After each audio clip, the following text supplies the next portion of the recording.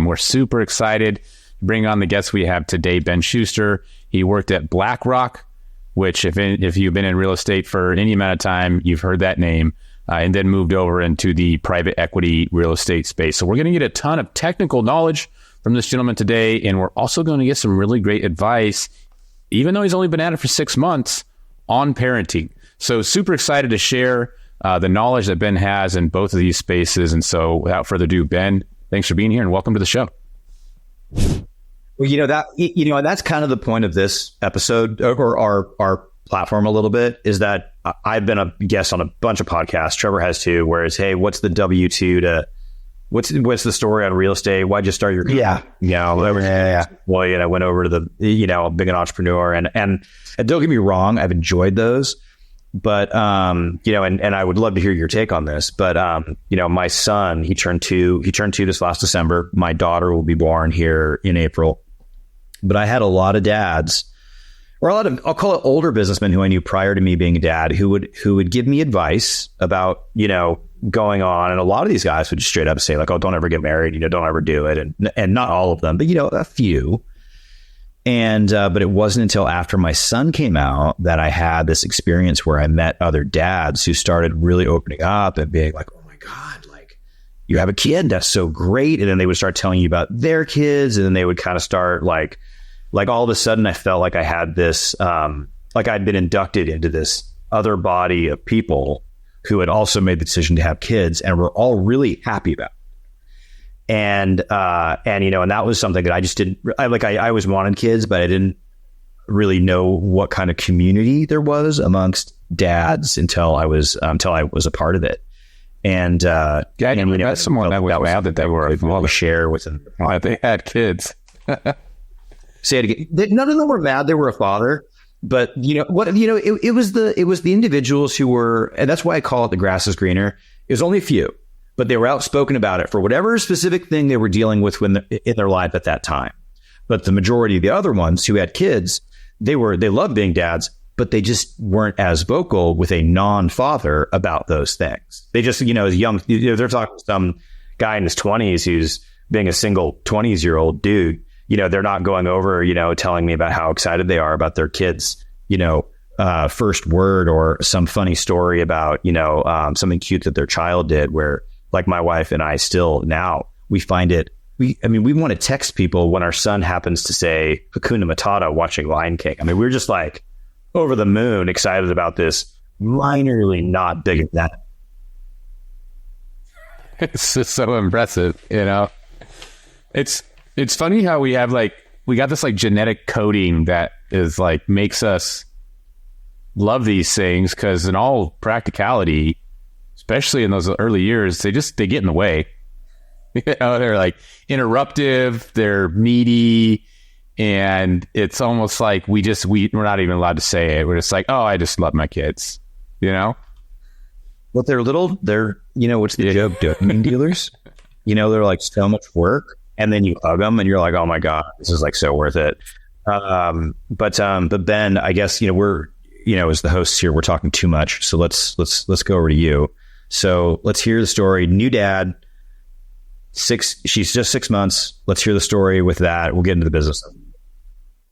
Yeah, no, thanks, Max and Trevor. And it's a pleasure to be on here.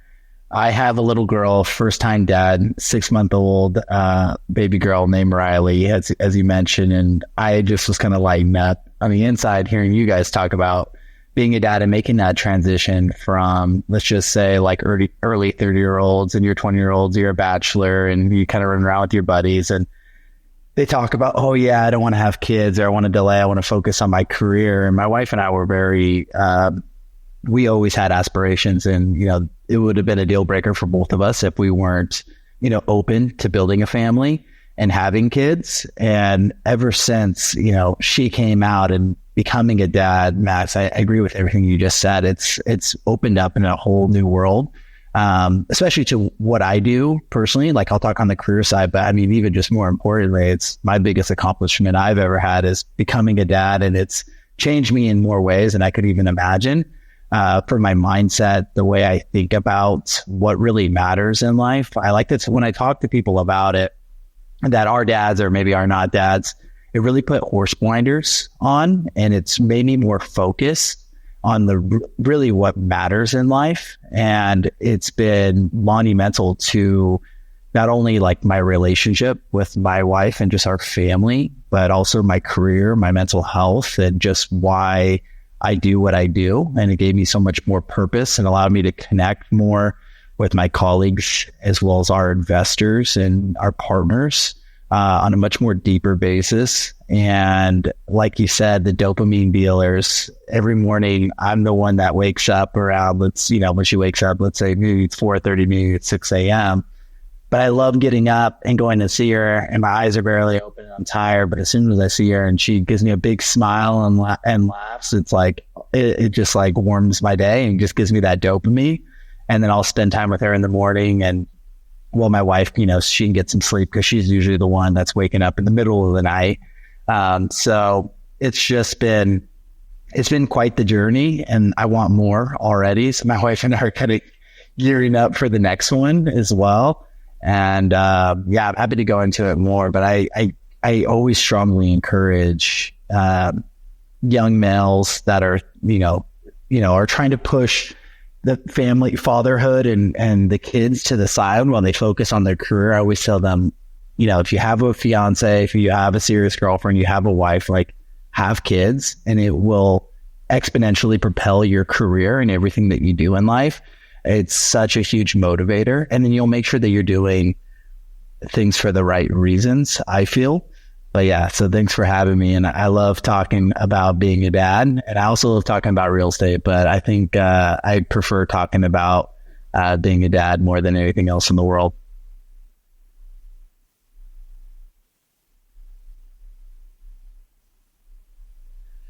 So my wife, she's a first grade teacher, so she's very disciplined. So we have her on some pretty tight schedules, but she has the regression. So right now we just sleep trained her. So she's actually in her crib for the first time. I just put away the bassinet last week. So it's still very new. Last night she did sleep through the night. She woke up at 4:00. My wife and I look at each other like, okay, let her cry. I think it was only 15 minutes, 20 minutes, and she went back to bed, which is amazing. So, we wake up in the morning, we give each other a high five. But last night, it was like an hour of crying. And that is the toughest thing in the world, is when you hear your child crying. But we know that we can't go in there and pick her up because it will instill bad habits. And she'll start to tie the fact that she can cry, and we'll go get her. So we're going, we're almost on the other side, but we're still working through it. I mean, at 6 months, I think anyone can relate with a 6-month-old. You're just at the sweet spot, but there's still a lot more hard work that needs to be done in the coming days and weeks. Well, first of all, when you say like, you feel bad when your baby cries for an hour, is that you or is that your wife? It's both of us, right? And so it's both of us, and it depends on the cry as well. Sometimes it's a little bit of whining. So I don't mind as much when it's the whining, it's the making the noise, it's kind of the soft cry. But if she's hysterical, then, we'll go in there and check on her. Because, there's different cries, right? I think.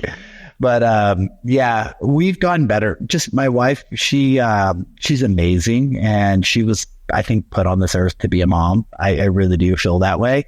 So we really try to instill good habits because it's only going to make our lives better, and it's going to make her a better sleeper.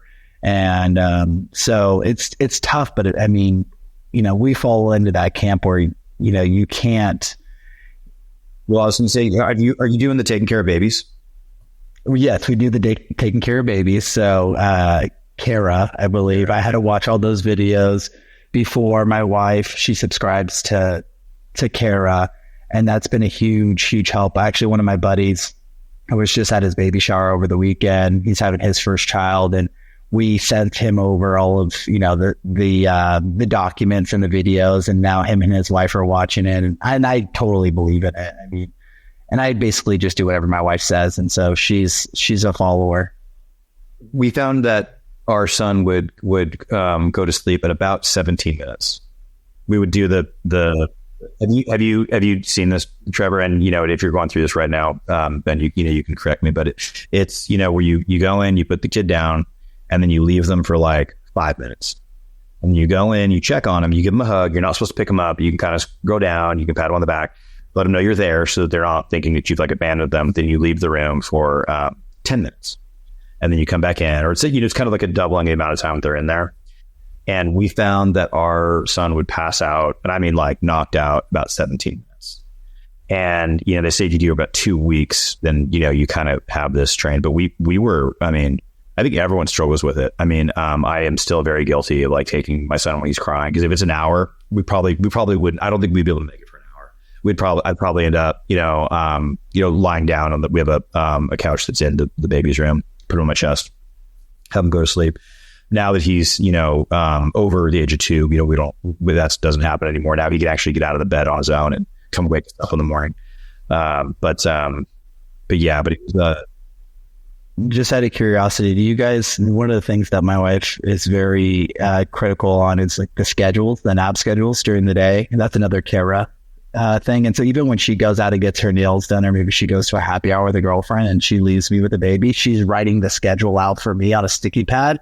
And in my mind, I'm like, I know what to do, but she's very regimented. Do you guys, I know you have a 2-year-old now, so you're kind of out of that, the initial fog, but not even close on my end, dude. Our kids, it's a whirlwind. I got a 1-year-old and a 4-year-old, and my wife works in one of my businesses with me, and the kids basically just follow her around, watching an entrepreneur mom all day long, and they're just, that's it, keep up, so there's no schedule. It's just keep up with mom. There you go. Yeah, we're very blessed in that my wife, being a teacher, it's a pretty demanding job, and she has since decided she's not going to go back. And so adjusting to that, so her being a full-time mom, that's been a huge help. And I know not everyone can be in that position. And, while you just need a budget for it, and, now that, especially like what we do, it's a long-term game. And we'll grow out of it from a financial standpoint, but that's, I don't say that without recognizing that there's a lot of people probably listening to this and around the world that are not able to do that. Or, there are moms that wouldn't want to be home 24/7 as well. And so I'm very, and I think it work, everyone needs to, it's not like, listen to this is the way to do it. Everyone figures out what works best for them. And I think that's what's beautiful about having kids. It's just realizing that everyone's different. Every kid is different, and you just got to do what works for your family. So what was the impetus to sleep train or to watch taking care of babies? Was that your wife? My wife, actually, her cousin has a handful of young kids, and for our baby shower, she gave my wife a subscription to taking care of babies. And then from there, my wife started digging into, the taking care of babies and Kara. And then, she loved it. And then she would say, hey, would you be, while she's like 8 months, 7 months pregnant, can we watch these videos together?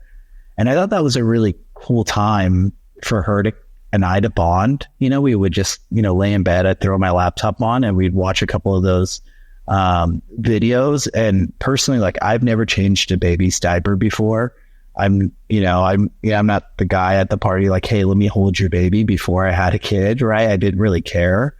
But watching those videos and just getting ready, and you're really excited too as a first time dad. And it was cool for our relationship because we could just kind of bond over something. And I think sometimes like a common interest, kids are perfect for relationships because it's a common interest, right? You could bond over. But I recommended we did the same thing for my buddy. We gave him a subscription to taking care of babies, and I encouraged him, hey, watch these videos with your wife. And we run into each other all the time. He's like, yeah, we watched a handful of videos last night. And I'm obviously very new to this, 6 months. I'm not talking from that much experience, but, going through it, it was something that I highly recommend because it's like, where do I go? Where do I start? There's the baby books, but now with technology, it's a lot easier to watch things like. No, it's really impressive because honestly, man, like, I mean, I've been exposed to a lot of mothers now, and it's pretty rare that a mother will sleep train a child within the first 6 months of their life when it's their first kid. It's usually like, when I see it just from personal experience, it's the second kid where they're like, I learned my lesson, I'm not doing that again. I disagree. Really? I see it the other way. You know, yeah. And, you know, and I don't know. When we say like, how is this? What I'll actually say is that I'm not sure that there is a one, you know, that this is the way, you know, you do it with kids. I've had therapists say to me flat out that we are in a society where we are training kids to have detachment disorders because we are not giving them enough attention at a young age, and that there wasn't this process up until the last 50 years where the mom wasn't directly available to raise the kid, like within the household. The moms go back to work. We send kids to daycare and schooling, and the kids are getting detachment disorder. And that sleep training was even this process that was created because you had to have two parents working because society had gotten so expensive that you need to have two parents, you know, doing that. So, you know, I think the sleep training works, and I think that it is something where, you know, and Kara, who does this, you know, she kind of talks about that with making sure that when you're going back in there, you're still going in there to give them a hug and let them know you have not forgotten about it. You're just in the other room, and you're being the coach to helping them sleep. But first parents, oh yeah, like we are so much calmer now. We were real militant on the nap time within the first 6 months, a year. Even like some of my wife's like first arguments were like, you know, we get invited to a kid's birthday, 1-year-old party. Well, what about nap time? Are we going to make nap time? Is it this? Is it, you know, what about this? And we finally said like, yes, hell yeah. It's on our schedule, not the other way around. We had to make a little bit of a, hey, no, like it'll be okay. Like kid will be okay. We will get a nap. And it was certain events that really helped change our mindsets on that. We had a Thanksgiving, we had a bunch of people at the house, and our son would not go down for nap time, and it caused this big stress. Oh no, we got to get the food ready, and kid won't take a nap, and or grandma take a nap, and we skipped nap time. And guess what? Everything was fine. Everything was fine. Slept fine that night. We did not, you know, because you hear these horror stories. Oh, well, if he doesn't take a nap, he won't sleep well that night. And then he won't take a nap ever again. And, you know, a little strategic, but we have a kind of a strategy now. Kids fall asleep in cars easy, and you know we're running around looking at real estate stuff. You playing with scissors too? It's so easy. But yeah, our kids, you know, especially when they're younger. Our older doesn't hardly ever take a nap anymore. The 4-year-old, but our 1-year-old still very much does, and she just falls asleep in the car. And we'll leave it running in the driveway for a freaking hour. Who cares? All the time. More times than I can count. And I love what you said, Max, is like having, you know, not making your schedule revolve around your little one, but having them adapt and learn to revolve their schedule around yours. So my wife and I, we've always loved to go out to dinner, to go out and have drinks. And so we take Riley everywhere with us, and you know sometimes that runs through her nap time, and we have one of those baby carriers. And so what we'll do is, if it's time for a nap, you know, we're out having drinks even for St. Patrick's Day that passed, and not too long ago we went down by the beach. We're based in San Diego. We went down by the beach and had lunch and had a drink and stuff, and you know we're not looking at the time and saying, oh, we need to get going because she needs to take a nap. We'll just strap her on and then stand up, and, you know, she'll fall asleep. And even if it's 20 minutes, 10 minutes, okay, she got a nap. All right, she's good for a while. We'll bring all the formula or the breast milk and whatever it is out with us. And she's a great baby. And I think she can sleep with a lot of noise. And I know there are some parents that are like, okay, but you don't want to take them out for the first 6 months and expose them. And I you know, depending on what you're a believer in, we take her everywhere with us. And she's really good, and it's amazing how well they adapt. And the only other thing I was going to say too about what you kind of touched on, Max, is I was reading something about how like there's very few mammals in the entire entire world that their babies don't sleep with their mothers in the early parts of life. And so I know like that's a big like thing. You know, well, you know, one of the health concerns is like have them in the bassinet because you don't want to roll over and suffocate them and those things. And then the sleep training, it can seem a little aggressive at times. And I get, there's always 2 points, there's always like the other side. So like I said in the beginning, it's like whatever works for you guys. It's a really good point. Are there any other males that will not sleep with their children? Are we the only one? No, they all no, it's just humans. And that's kind of why I was bringing it up with like the whole like work thing. And co-sleeping is the most frowned upon in the US. Most other countries don't have the same concerns over the co-sleeping, where the parent, and you read horror stories about it, where a kid will get rolled over on by the parents or, something. I mean, it happens in nature too. Like if you ever breed dogs, the mother's going to kill some puppies in her litters, Yeah, within the co-sleeping thing, I mean, we don't do it for the concerns that everyone, brings up. We have we had our son in the bassinet. He was always swaddled. And there's sometimes where I read some of these articles and I do kind of go like, what was going on with the parents? Were they smoking weed? Were they drunk? Like what was happening that they were so passed out that they were unaware that one of these things happened? I don't know. I also would never really even want to ask that question because it's such a tragic event if that occurs. It's not like one of those things you want to be, what was the, reason for it? We just don't do it. To as much as we can not do it, but I talk to parents about it and they go like, yeah, we try not to co-sleep, but you hear about everyone who kind of does in some ways. We had a pediatrician until COVID happened. Then like we literally haven't been back since, but it was, we were visiting her for, shots or whatever and asked her about sleeping and she literally broke into tears. It was like, oh my God, I just had one of my patients literally just kill her kid sleeping with her. Oh my God. And she's a very sweet lady, she's a great pediatrician, honestly. And just, yeah, we just brought it up and it had just happened. And it's like, she was like, I'm a convert, if you will. Don't sleep. Just don't do it. Why take the risk? Yeah, we don't. No, we haven't. But I guess I was just mentioning in regards to that. It's, it's primarily a U.S. thing that we're so cognizant of that on. Okay, so we got the background on, Ben and you and your wife and Riley. So, and we don't. So regarding you on the business side, worked for BlackRock for 7 years. And, give us some of your work background, within that, I'll call it W-2 role to where you are, today. Yeah. So from undergrad, I went and worked for BlackRock, started on the capital markets desk, which was effectively a trading desk. So I was trading fixed income and equities. And so I would be in front of my Bloomberg around like 5 a.m. and then leave sometimes around like, midnight if I was tying out trades and certain things. So it was a pretty demanding job, but it was a great place to begin your career because you're really in the cockpit of the global financial markets and just understanding risk and managing risk and communicating. It was a fantastic way to kind of start off my career, but I always had a passion to get into private equity real estate. And so I did that for a couple of years, and then I transitioned entirely to raise institutional capital for the private equity real estate and debt platform. So I did that for about 3 years.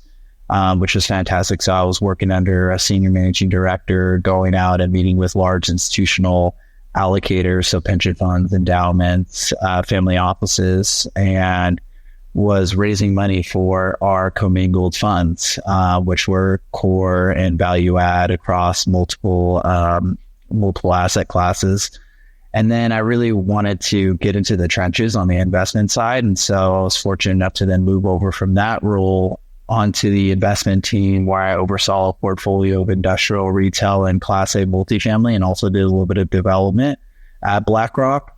And then while I was at BlackRock, this was in 2021 or 2022, I met Blake Comfort, who's the owner of Comfort Capital, at a local Starbucks. I was sitting there with my wife and our dog on a Saturday morning having coffee, and he rolled in, and I think he had a hat on that said like a Trailer Park Revolution or something funny. And my broker, saw him. I was like, oh, you do mobile home parks. I'm an insurance guy, or I'm a broker and we cover those. And my ears perked up. It's an asset class that I was really fascinated with and never met somebody that has done it or done it very well. And so as he walked out, I stopped him and asked him if he'd be open to grabbing coffee, just, if I could learn more. And he was really intrigued that I worked for BlackRock and on the investment team, and he wanted to learn more about just what we were doing.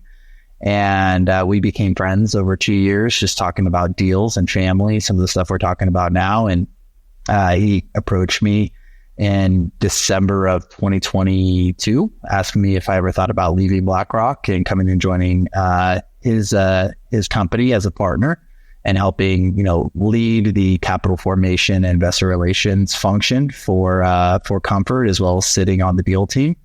And I was really intrigued. Also a lot of risk, right? Just because you're leaving a very large established company. I was in a role that I worked many, many years to get into, and I was, continuing to grow within that.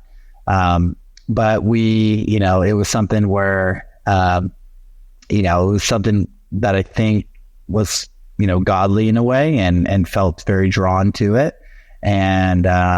And so, we negotiated a contract, and they started in May of last year, and we had our biggest year on record ever.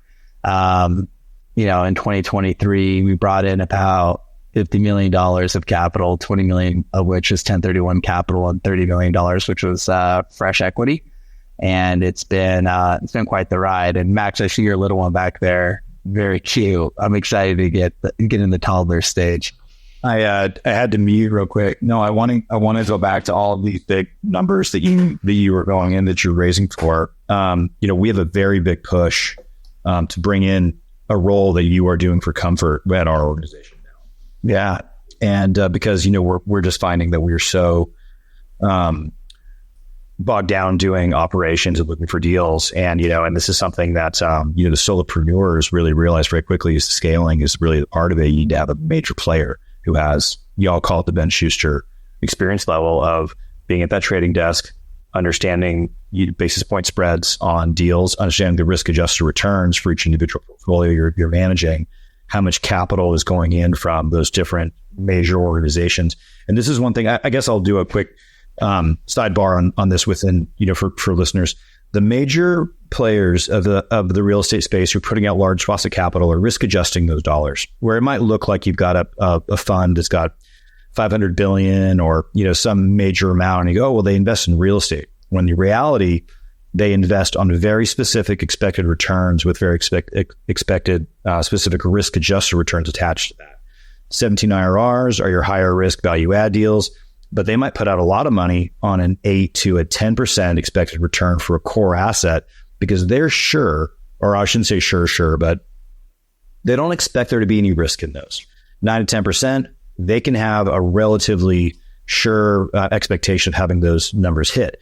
17, 18 IRRs, higher leverage deals, maybe you got more moving pieces for value add. Those deals aren't so sure, but you find out for large portfolios or people who are putting out large swaths of capital that when they blend all those things out, they do better overall in the entire portfolio. Large groups or guys who have Ben's experience have experience in placing money for these very specific capital expected returns based on those risk adjusted expectations. Is that correct, Ben? I kind of said some things for you. I think you hit it right on the head. That was very well said. And it's a really important distinction for all real estate investors to understand and to know. And when I first came onto the team, there's an article, if you go on our website, you could pull it down. I discussed this very topic, and I did it very strategically to educate our investors that you need to look at returns from a risk adjusted basis. It's not about looking at the shiny object of the guy that's projecting a 25% IRR. You need to look at what are the assumptions that are in place and what's the amount of risk he's taking to get into that projected return. And you're exactly correct. The core plus mandates are the majority of where capital gets allocated from an institutional level, and value add returns generally around 15%. Let's say call it IRR, 15 to 17% IRR. That is where most syndicators like to play in, and it's a competition who has the best returns. And we were just in a, call it, 10 plus year, 15 year bull market where it was pretty easy on any strategy to receive and see out, large, outsized returns. And the market dynamics have changed completely over the last 24 months. And it's going to be those skilled operators that are very targeted, that have very conservative underwriting, that are going to be able to still perform those returns that are more based on a historical basis. So for like core, call it 7 to 9%, core plus, maybe 9 to 12%, value add, call it 12 to 17%, and then everything above that opportunistic. And it's very important for investors to understand that if you're going and allocating capital, understanding what the amount of risk that you're taking for those dollars. Yeah, that's the, we say the shiny object. That's, I think, what a lot of the syndicators unfortunately end up in the bucket of, is that they talk to retail investors, and the retail investors don't actually understand that if they only invest in high risk 20 IRR deals, that you have a chance of having, a loser in the bunch, and then one can be, one that can, remove a lot of returns for the rest of the dollars they're putting out. But, and in that way, you end up, trying to find deals that are syndicated assets, because you're competing with some of those other investor groups who are, or, individual investors who are only putting out dollars based on that shiny object syndrome of the highest IRR they can see. And, that's why for us, we're trying to do just more core plus. That's it. Core plus deals. So, Ben, let me ask you, how does one, for people listening, this term risk adjusted returns gets thrown around a lot. And I feel like there's different ways to do it. So what are the basics or broad strokes? How does one go down the road of identifying the risk and making appropriate adjustments? Yeah, I mean, like we could boil it down to very simplistic real estate terms. So from a risk adjusted basis, without going into the algebra, the statistics behind it, like looking at like standard deviations and so forth, basically all it really boils down to is what are the assumptions that you're projecting to get to that return. So it could be occupancy. Are you buying something that's maybe 80% occupied? Are you buying something that's 95% occupied? It could be, if it's a value add project, it could be projected rent growth. So are you looking at turning units, doing a renovation on those units, and then turning keys at a much higher rent? And then what's the probability of getting to that rent? And then how long is it going to take to then turn those units and then renovate them? What's the amount of vacancy that you're expecting on those? It could be simple things like if there's, it really all depends on the strategy. If you want to throw out an asset class, I'll boil it down to what I would think. But, it really is as simple as looking at the amount of assumptions that the operator is assuming to get to those projected returns. And I think for any limited partner or investor, it's always really critical to then ask them, okay, what are your rent assumptions? What are your vacancy assumptions? What's your exit cap? What is the CapEx that you're projecting to put in here? What are the amount of reserves that you plan on holding? Those like simple questions, you could really understand, how realistic it is to then get to that backed in IRR. I think any person that's allocating money should ask for the pro forma, look at the rent growth, look at where market rents are today. What are they projecting market rents are? If it's a 5-year hold, where do they end up? What do they think they're going to land at? What are market rents currently? And that's that same sub-market for maybe higher quality assets. Where are they getting? What are some of the lower quality assets around there? And just really take a market survey and understanding that. And, it really, like, you tell me an IRR and I can pull up my model right now and I could spit it out, right? Because you essentially can make any return on paper. Do you use a lot of standard deviations in making your risk adjustments? So you come up with those?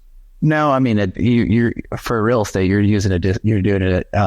It's a discounted cash flow, right? So what are you discounting at? So, that's important. That could be looked at as a sign of risk, right? So like, what is if you're taking a discount rate, should be at least north of 5%, right? Because risk-free money in CDs is 5% right now. So I think that's an important thing. What are they discounting their cash flow on? So that's a really kind of key metric to look at for understanding how they're projecting their returns, is just how much are they discounting the cash flows by, if that makes sense. For a lot of the stuff that we used to do, it was based on, how much, and you hit it on the head, but, what's the renovation budget and how much you have to spend to get to, performance rents. And for certain assets I've worked on, we'd have a governor on the specific amount of particular renovation dollars. We'd say, hey, we can't have a renovation budget that exceeds X% of the total deal cost, because they want to focus not having an asset with large disruption, which meant that you had to do budget performance numbers off current basis and not a target of something that really is untested. That was a big one that we would look at, frequently. Yeah, and I think a lot of people got in hot water because in 2021, when you're buying like a sub 4 cap or a 4 cap property in the Sun Belt markets, and you saw rent growth nationally from 2021 to 2022 grow by 20% in some of these Sun Belt markets. It got up to north of 30%, it's just shy of 40%. And then when you're buying something at a 4 cap that's a Class B multifamily project, and then your pro forma is projecting future rent growth. Well, that rent growth didn't materialize, right? Because you had a 40-year high of supply that came and hit online, and it's considered, and that supply is continuing to be delivered. And anyone that's been an asset manager, has been an investor for some time, knows that when a developer comes out of the ground with a Class A or a new product, what they're really incentivized to do is to stabilize that asset to then sell it, right? So stabilization from like the agencies is going to be 90 to 95%. And so in order to get there, what they end up doing is putting in concessions. So this could be 1 month free. This could be, 1 month free, 2 months free. Maybe they lower the rent slightly, do a 6-month lease in order to turn and get that unit leased up. So then they can then go and sell it and put on stabilized debt on that asset. So what happens when you're the college student or the young professional that's living in the older building that's right across the street? And generally multifamily units turn 50% of the rent roll in a given year, just on average. Maybe it's 40% if it's, a more stabilized, sticky asset base or, tenant base. But what you're going to do is you're going to say, oh, I'm paying $2,000 a month in my rent. This is a nicer property across the street. They're giving me 1 month of free rent. Maybe it's $1,900, but I'm only going to be in here for about a year. If I take that free rent, adjust it across, my annual kind of rent budget, I'm going to be saving, call it $250 a month in rent. So it doesn't cost me that much to move. I don't have a lot of stuff. I'll just go and move over to the nicer building. So what you're seeing rent growth and occupancy decrease across multifamily. And if you bought an asset at a 4 cap, if you needed to get to your pro forma by putting on some floating rate debt to increase your LTV, and then you're pegged to SOFR, and SOFR has jumped up 25 times over the last couple of years, then you're really underwater and you're in a tough spot. And so yeah, you got to be really careful. We like to buy deals that have what I call embedded rent growth. So where we're buying really under market assets that we know that market rent today is much higher than what we're buying at. So that spread is what I like to call embedded rent growth. And then we get there in probably 3 years where market is today, because we don't want to crank rents on our tenants overnight.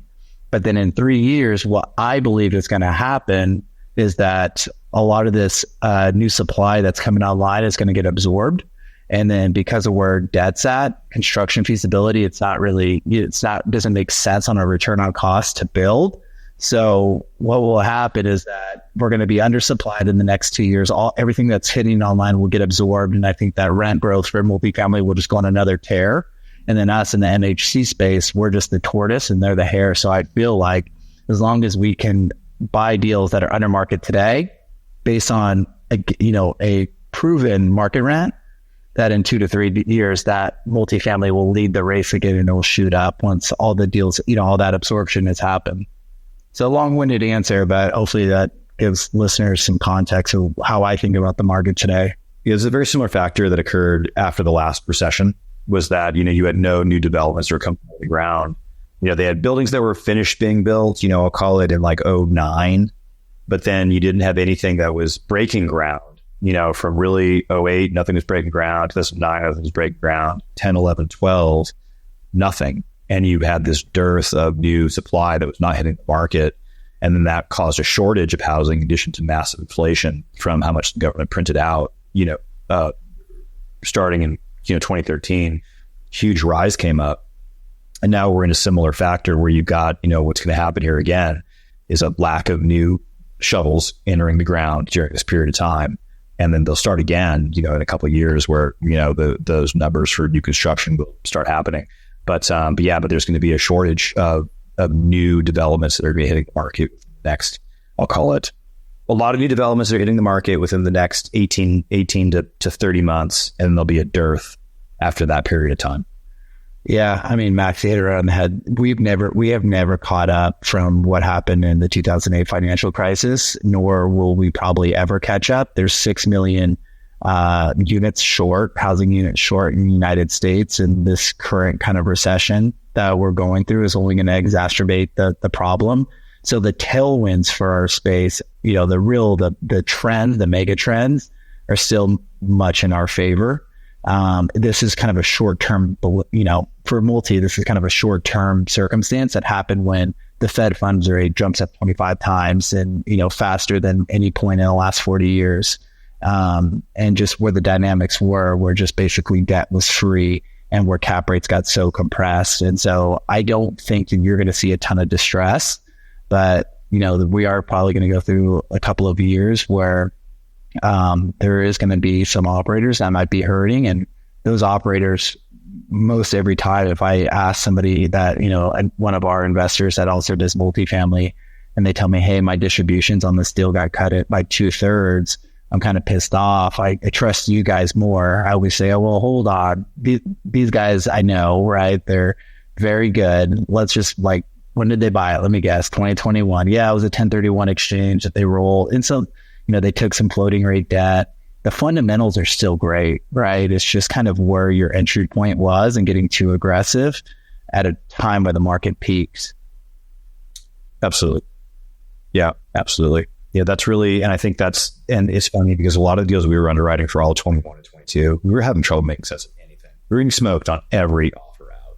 I mean, and in the rearview mirror, I feel very vindicated now because we weren't pushing our number, we weren't pushing pricing. We were looking at things going like, hey, this is where it is. And, and we're still looking at, coming back out. But, it's so funny because even now with the market decline, I was talking to a broker this morning about how many units supposed to come out of the ground in Phoenix here within the next 30 months. And, and we're talking exactly about a lot of things we're mentioning now with concessions and things that are happening. And it's, and it's definitely a very precarious time in regards to, what's going to happen with supply and a lot of those decreasing rents as a result of the absorption of the market. But there's also, on this outside risk question, I ask this constantly because you kind of said it. Are we going to see a lack of jobs market? Is there going to be a recession that affects employment? And that's when we're not really seeing right now, and at least not, on our operation side where we have people who are unemployed, looking to rent units. But I also just recognize how much inflation is just so underreported. And I don't really know if there's even a method by which the government does all this inflation talk where they really bring it up in a sheer factor of how many or what the cost of a gallon of milk is, or, what their energy costs. They have this method by which they're calculating out what inflation is. And that in reality, what they should really be doing is looking at the total money supply and then adjusting it based on how many new dollars they are printing every day. In reality, that's what they should be doing. They shouldn't be looking at it as inflation. They should be looking at it as devaluation of dollar based on percentage of whatever they want to call that. It's time they're doing the report, because the amount that they are printing and devaluing the U.S. dollar is really the factor that comes back into when you talk about replacement costs for units, what's the cost to build, a new unit, how much is the current dollar is being deflated. Is really, I think a better way to actually calculate, what's happening within the government being in multiple wars all over the world. And, and Trevor and I have talked about this quite a bit, but, the amount of immigrants that are coming over into the country, they're going to have to stabilize this body of people within the U.S. Whatever that means when I say stabilize, whether that's in training for jobs, whether that's in housing, whether that's in building facilities to have them be in locations that are, safe. That's going to be something the government's further have to print more money to do. And when I look back at physical assets, I still go, this is the best place for dollars to be invested, as long as some of those outside risk factors are taken care of. Groups that have to reduce distributions. The biggest factor that I look at when people are calling me up and they go, hey, what do you think of this deal? And I don't, and I generally don't have time to underwrite every one of their deals, because you're right. We talk about an investor looking at a deal and say, let me see your pro forma and let me see, what your assumptions are. We talk to a lot of investors and they don't have that analyst background to be able to even take that data and figure it out. I'll have guys call me frequently. Hey, can you underwrite this deal? And generally I don't have the time. I don't have time to go through it for other guys. But what I say is take their existing rents today, not with a value add, not with anything else, and make sure they're able to cover their debt service on the upfront without doing any renovation work or not doing any other major changes to the asset. And if the asset still covers and is safe based on those inflation factors, and they're going to hold it for 5 years, I think the deal will probably be okay. But then I generally have guys calling back and they go, hey, you're right. That deal didn't cover based on what it currently was. They weren't going to make the deal work unless it was, unless they hit their target rents. And when I look at that, generally I just say, all right, well, you just have to do more homework. I don't think that to me doesn't mean the deal isn't still a good opportunity. It just means that, you have to do more research to actually check that risk adjusted return.